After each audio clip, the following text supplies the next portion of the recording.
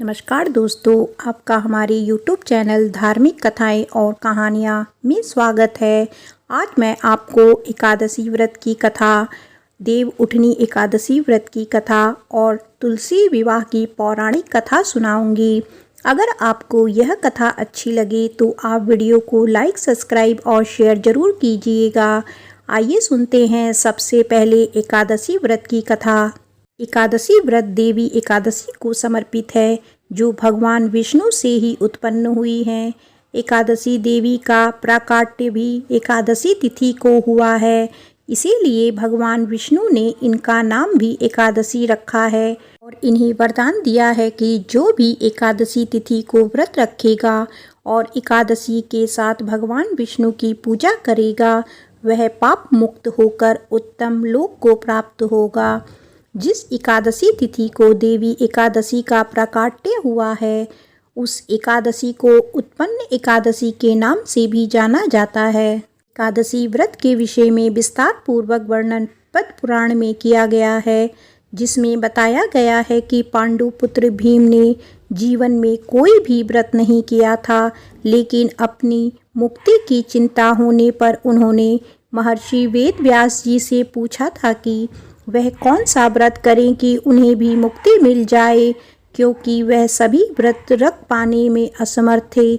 ऐसे में महर्षि वेद व्यास जी ने उनको एकादशी व्रत की महिमा बताई थी और ज्येष्ठ मास की निर्जला एकादशी का व्रत करने के लिए कहा था। वैसे तो साल में 24 एकादशी का व्रत रखने का विधान है, लेकिन जो लोग 24 एकादशी का व्रत नहीं रख पाते, वह कुछ महत्वपूर्ण एकादशी का व्रत रखते हैं, जैसे देवशयनी एकादशी, देव प्रबोधनी एकादशी, निर्जला एकादशी, मोक्षदा एकादशी, पाप मोचनी एकादशी। साथ ही कुछ लोग एकादशी का व्रत नहीं रख पाने पर इस दिन चावल नहीं खाते हैं, क्योंकि एकादशी व्रत में चावल और चावल से बनी चीज़ों को खाने की मनाही की गई है। आइए सुनते हैं पांडवों की एकादशी व्रत कथा। महाभारत के समय की बात है, जब पांडव वनवास में थे। एक दिन धर्मराज युधिष्ठिर ने भगवान श्री कृष्ण से पूछा, हे माधव, कृपया हमें ऐसा व्रत बताइए जिससे हम अपने सभी पापों से मुक्ति पा सकें और मोक्ष प्राप्त कर सकें। तब भगवान श्री कृष्ण ने युधिष्ठिर को एकादशी व्रत का महत्व बताते हुए एक कथा सुनाई। उन्होंने कहा, हे युधिष्ठिर, सतयुग में महिषध्वज नामक एक धर्मात्मा राजा था। उसके छोटे भाई व्रजध्वज ने ईर्ष्या के कारण उसे मार डाला और उसके शरीर को पीपल के पेड़ के नीचे दफन कर दिया।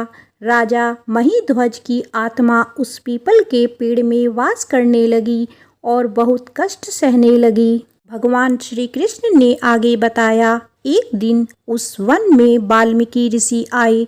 उन्होंने उस आत्मा की व्यथा को समझा और राजा महिध्वज की आत्मा को शांति दिलाने का संकल्प लिया।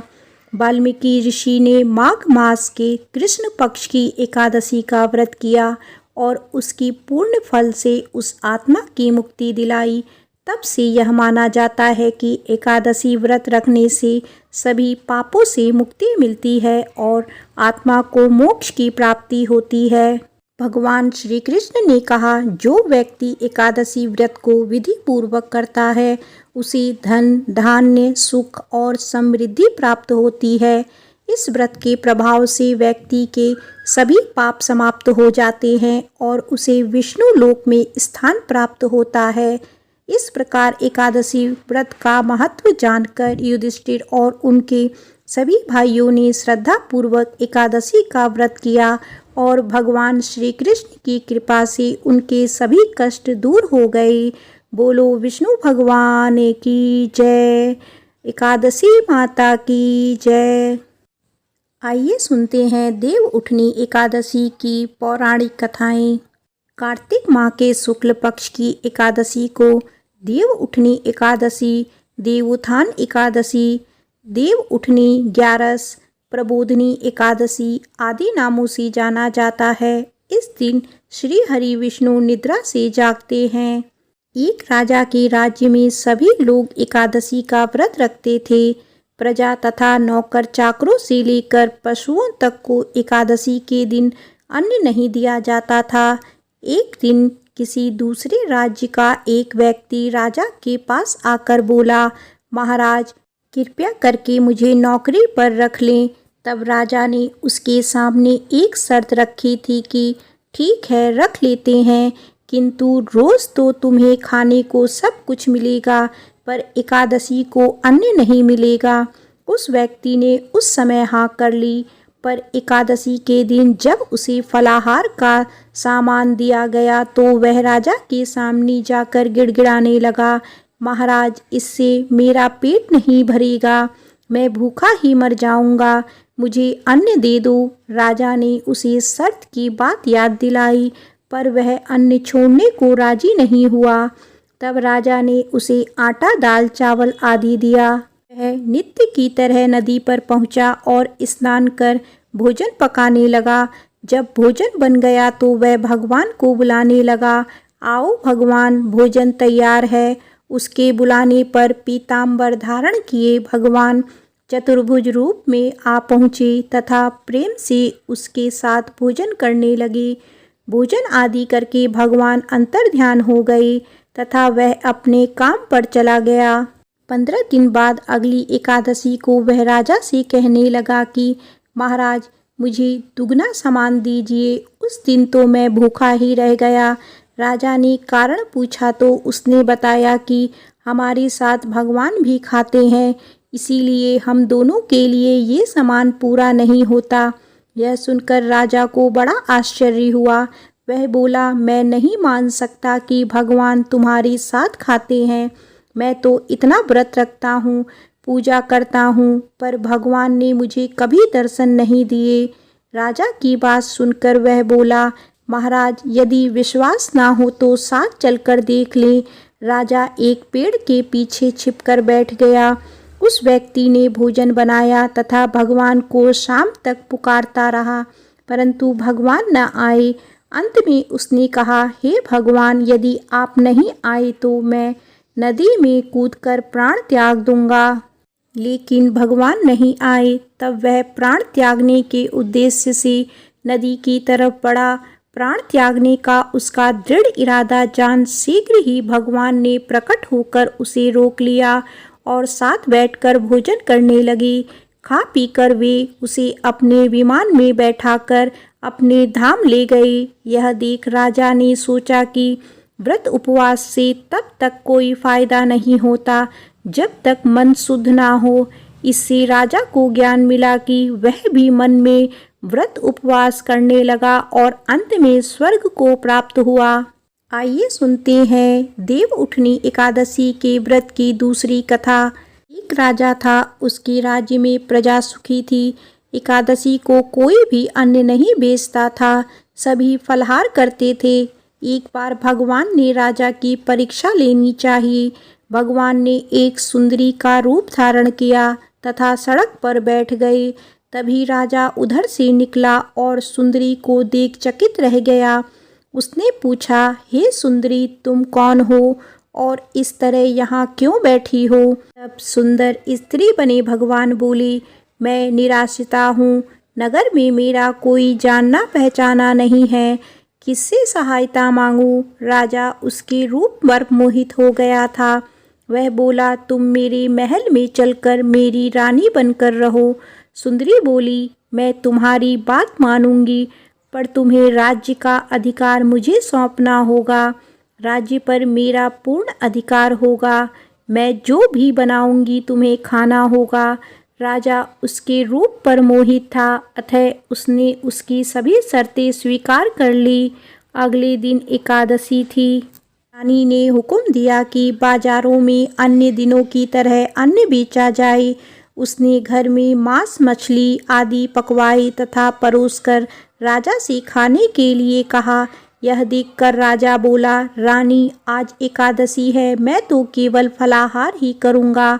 तब रानी ने शर्त की याद दिलाई और बोली, या तो खाना खाओ, नहीं तो मैं बड़े राजकुमार का सिर काट लूँगी।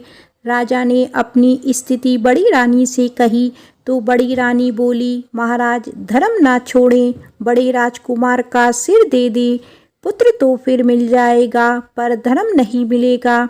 इसी दौरान बड़ा राजकुमार खेलकर आ गया। माँ की आंखों में आंसू देखकर वह रोने का कारण पूछने लगा तो माँ ने उसे सारी स्थिति बता दी।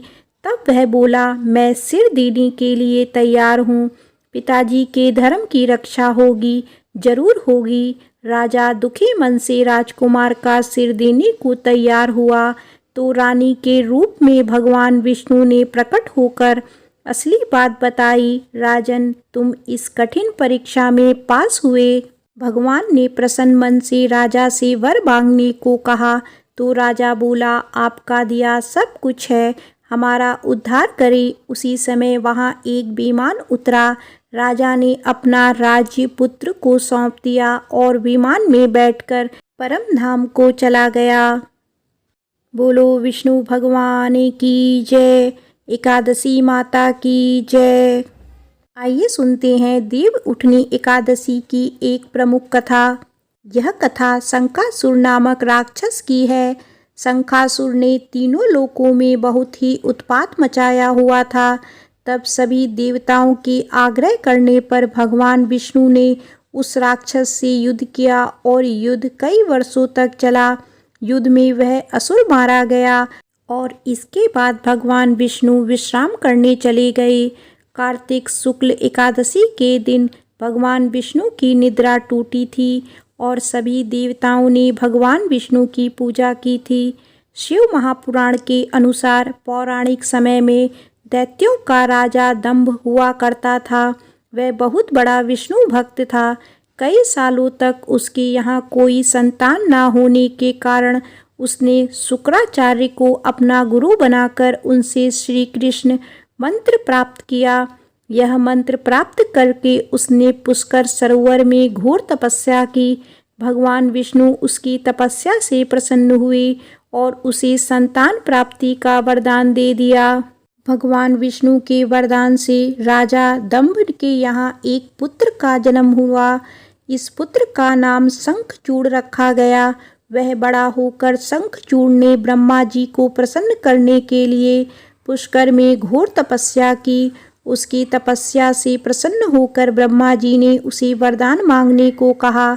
तब शंखचूड़ ने वरदान मांगा कि वह हमेशा अजर अमर रहे, वह कोई भी देवता उसे नहीं मार पाए।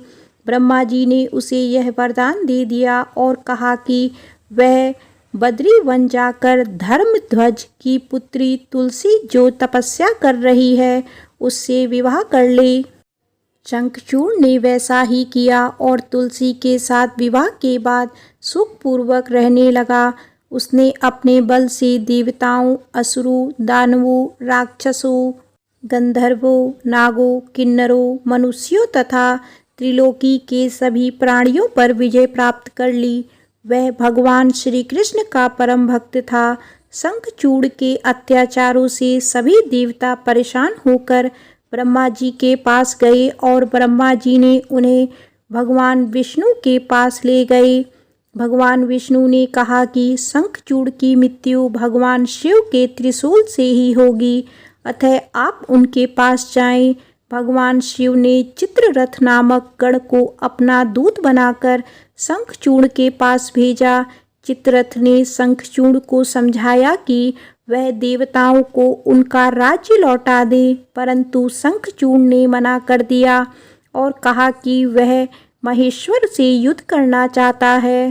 भगवान शिव को जब यह बात पता चली तो वे युद्ध के लिए अपनी सेना लेकर निकल पड़े। इस तरह देवताओं और दानवों में घमासान युद्ध हुआ, परंतु ब्रह्मा जी के वरदान के कारण शंखचूड़ को देवता नहीं हरा पाए। भगवान शिव ने शंखचूड़ का वध करने के लिए जैसे ही अपना त्रिशूल उठाया, तभी आकाशवाणी हुई कि जब तक शंखचूड़ के हाथ में श्री हरि का कवच है और उसकी पत्नी का सतीत्व अखंडित है, तब तक इसका वध असंभव है। आकाशवाणी सुनकर भगवान विष्णु वृद्ध ब्राह्मण का रूप धारण कर शंखचूड़ के पास गए और उससे श्रीहरि कवच दान में मांग लिया। शंखचूड़ ने यह कवच बिना किसी संकोच के दान में दे दिया। इसके बाद भगवान विष्णु शंखचूड़ का रूप धारण कर तुलसी के पास गए। शंखचूड़ रूपी भगवान विष्णु ने तुलसी के महल के द्वार पर जाकर अपनी विजय होने की सूचना दी। यह सुनकर तुलसी बहुत प्रसन्न हुई और पति रूप में आए भगवान का पूजन किया व रमण किया।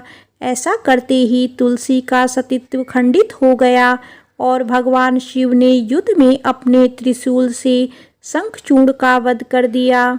तब तुलसी को पता चला कि वे उनके पति नहीं हैं, बल्कि वे तो भगवान विष्णु हैं। क्रोध में आकर तुलसी जी ने कहा कि आपने छल पूर्वक मेरा धर्म भ्रष्ट किया है और मेरे पति को मार डाला, अतः मैं आपको श्राप देती हूँ कि आप शालिग्राम होकर धरती पर रहें। तब भगवान विष्णु ने कहा, देवी तुम मेरे लिए भारतवर्ष में रहकर बहुत दिनों तक तपस्या कर चुकी हो। तुम्हारा यह शरीर नदी रूप में बदलकर गंडकीय नामक नदी के रूप में प्रसिद्ध होगा। तुम पुष्पों में श्रेष्ठ तुलसी का वृक्ष बन जाओगी और सदा मेरे साथ रहोगी। तुम्हारे श्राप को सत्य करने के लिए मैं शालिग्राम बनकर रहूँगा। गंडकी नदी के तट पर मेरा वास होगा। देव प्रबोधिनी एकादशी के दिन भगवान शालिग्राम व तुलसी का विवाह संपन्न कर मांगलिक कार्यों का प्रारंभ किया जाता है। हिंदू धर्म मान्यता के अनुसार इस दिन तुलसी शालिग्राम विवाह करने से अपार पुण्य प्राप्त होता है। बोलो विष्णु भगवान की जय, तुलसी माता की जय। आइए सुनते हैं तुलसी विवाह की पौराणिक कथा। पौराणिक कथाओं के अनुसार वृंदा नाम की एक लड़की थी, जिसका विवाह राक्षस कुल में दानव राजा जलंधर के साथ हुआ था। वृंदा एक पतिव्रता स्त्री थी जो अपने पति से बेहद प्रेम करती थी। एक बार देवताओं और दानवों में जब युद्ध छिड़ गया तो जालंधर को भी उस युद्ध में जाना पड़ रहा था। तब वृंदा ने अपने पति से कहा कि मैं युद्ध में अपनी जीत के लिए अनुष्ठान करूंगी और जब तक आप वापस नहीं लौट आते मैं अपना संकल्प नहीं छोड़ूंगी। इसके बाद जालंधर युद्ध में चला गया। वृंदा के व्रत के प्रभाव से जालंधर देवताओं पर भारी पड़ने लगा। तब देवताओं को ये समझ आ गया कि जालंधर को हरा पाना काफ़ी मुश्किल है, तो वे भगवान विष्णु जी के पास गए। तब भगवान विष्णु ने जालंधर का रूप धरा और वृंदा के महल में पहुंच गए। जैसे ही वृंदा की नज़र अपने पति पर पड़ी, वे तुरंत ही पूजा से उठ गई और उसने जालंधर का रूप धरे भगवान विष्णु के चरण छू लिए। इस तरह से वृंदा का पूजन से उठने का संकल्प टूट गया और युद्ध में जालंधर मारा गया। इसके बाद जालंधर का सिर वृंदा के महल में जा गिरा। वृंदा को समझ नहीं आया कि यदि फर्श पर पड़ा सिर मेरे पति का है तो सामने कौन है। तब भगवान विष्णु अपने वास्तविक रूप में आ गए। वृंदा को अपने साथ हुए इस छल से बहुत ठेस पहुंची और उसने भगवान विष्णु को यह श्राप दे दिया कि आप पत्थर के बन जाओ। कहते ही वृंदा के श्राप से विष्णु जी तुरंत पत्थर के बन गए। लेकिन भगवान विष्णु के पत्थर के बनते ही हर जगह हाहाकार मच गया। तब लक्ष्मी जी ने वृंदा से विष्णु जी को श्राप से मुक्त करने की प्रार्थना की, जिसके बाद वृंदा ने भगवान विष्णु का श्राप विमोचन किया और स्वयं अपने पति का कटा हुआ सिर लेकर सती हो गई। कहते हैं कि जिस जगह पर वृंदा सती हुई थी उसकी राख से वहाँ एक पौधा निकला, जिसे भगवान विष्णु ने तुलसी नाम दिया और साथ ही ये भी कहा कि शालिग्राम नाम से मेरा एक रूप इस पत्थर में रहेगा, जिसकी पूजा हमेशा तुलसी जी के साथ की जाएगी। साथ ही भगवान ने तुलसी को ये वरदान दिया कि मैं बिना तुलसी के भोग तक स्वीकार नहीं करूँगा। कहते हैं तब से ही तुलसी जी की पूजा शुरू हो गई और कार्तिक मास में इनका विवाह शालिग्राम जी के साथ कराया गया। बोलो विष्णु भगवान की जय, तुलसी माता की जय।